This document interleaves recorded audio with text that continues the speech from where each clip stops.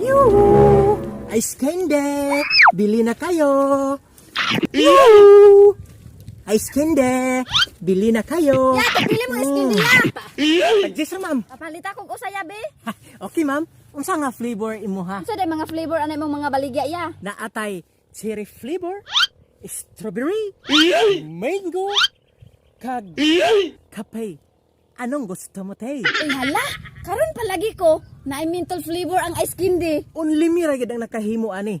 Menthol flavor ice candy. Tilawe. Bisigi ko na patilawata.